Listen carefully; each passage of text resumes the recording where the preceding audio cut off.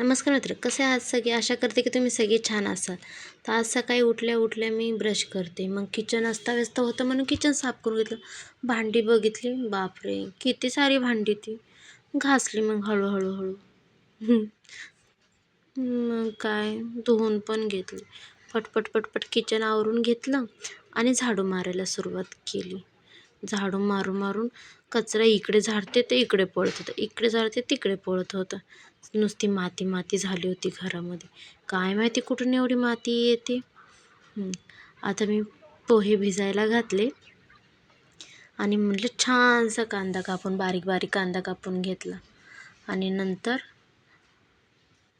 तेलामध्ये मोहरी टाकून घेतली. नंतर कांदा पण टाकून घेतला, चांगला भाजून घेतला आणि पोहे तयार केले. छान आहे. आता चालले मी कम्प्युटर क्लासला. हा रोजचा माझा रस्ता. आणि मी रिक्षात बसते आणि स्टेशनला जाते. कम्प्युटर क्लास आहे ना. कम्प्युटर क्लास संपला मी घरी येते.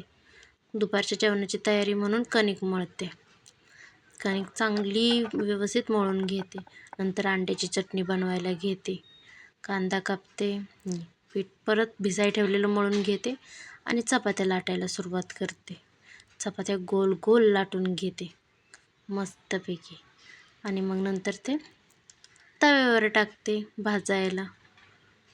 तव्यावर टाकल्यावर हळूहळू हळूहळू कशी फुगते बघा. थँक्यू मित्रांनो.